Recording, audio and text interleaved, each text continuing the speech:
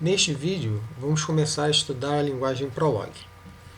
A linguagem Prolog foi uma linguagem desenvolvida e implementada em 1972, originalmente proposta para tratar problemas de processamento de linguagem natural.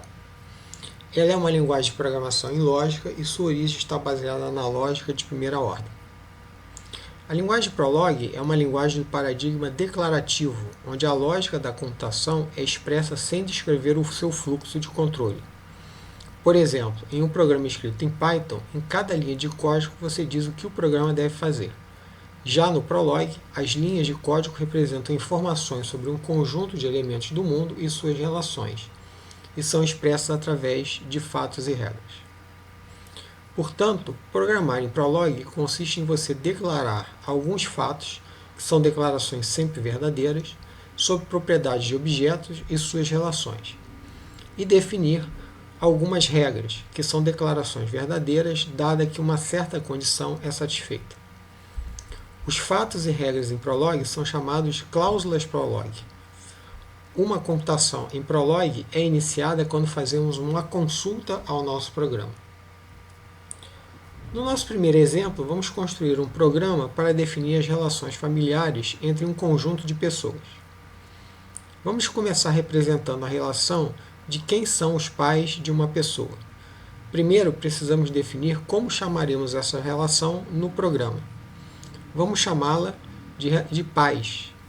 Na figura, as setas representam esta relação. Em um banco de dados, esta relação seria representada através de uma tabela, onde seu nome denota a relação que queremos representar e suas instâncias são listadas nas linhas da tabela. Cada linha da tabela é representada no programa Prolog através de uma cláusula, em que tem seu término indicado com um ponto final. As relações em Prolog também podem ser chamadas de predicados ou funtores. Como temos 6 instâncias na tabela, teremos 6 cláusulas no programa. Os argumentos do predicado pais são símbolos de constantes que estão associados a cada pessoa do domínio do problema. Em Prolog, tanto o nome das relações quanto das constantes são denotados por uma sequência de caracteres, sempre começando com letra minúscula.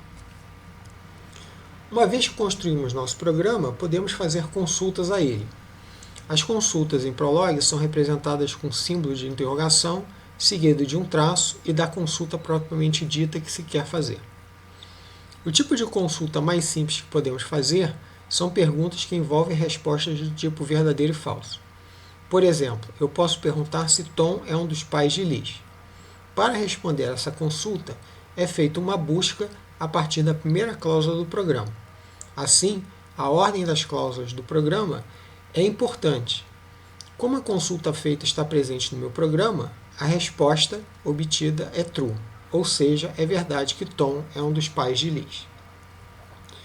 Já a pergunta se Bob é um dos pais de Jim retornará uma resposta falsa, uma vez que após percorrer todo o programa, esta informação não foi encontrada. Podemos fazer consultas um pouco mais complexas, como por exemplo, se Bob é um dos pais de Anne e se Tom é um dos pais de Bob. Note que a vírgula na consulta funciona como a conjunção e. Para responder esse tipo de pergunta, o Prolog considera cada pedaço da conjunção, sempre começando com o elemento mais à esquerda da conjunção. Assim, inicialmente a consulta feita é se Bob é um dos pais de Anne, que tem como resposta true, porque isso é um fato do meu programa.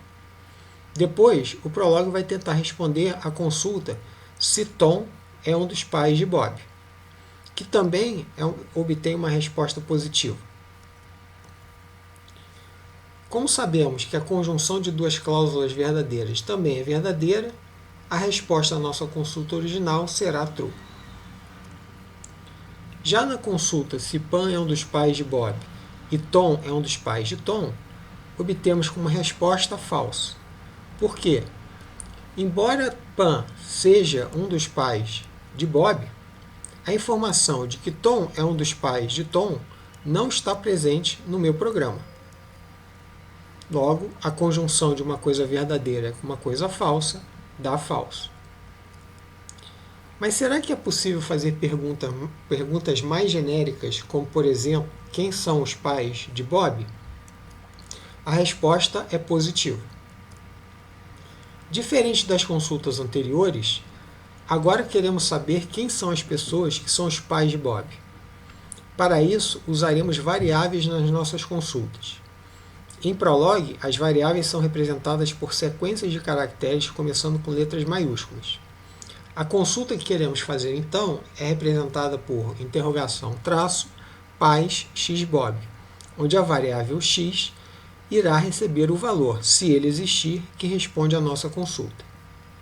O mecanismo para encontrar esta resposta é o seguinte: partindo da primeira cláusula do nosso programa em direção à última, o Prolog verifica se existe alguma substituição que possa ser feita nas variáveis que aparecem na consulta, de modo a torná-la igual à cláusula do programa que estamos considerando. Por exemplo, compare a consulta pais x Bob com a primeira cláusula do programa, pais pan Bob. Substituindo a variável x pela constante pan, a cláusula de consulta ficará igual à cláusula do programa. Assim, obtemos a nossa primeira resposta, x igual a pan. Neste instante, a computação é interrompida. Se esta resposta é suficiente para você, basta digitar a tecla Enter e o Prolog aguardará a próxima consulta. Caso você queira saber se existem outras respostas a esta consulta, basta digitar ponto e vírgula. O Prolog continuará procurando nas demais cláusulas do programa se existem outros valores que x pode assumir. No nosso caso, isso ocorre quando x é igual a tom.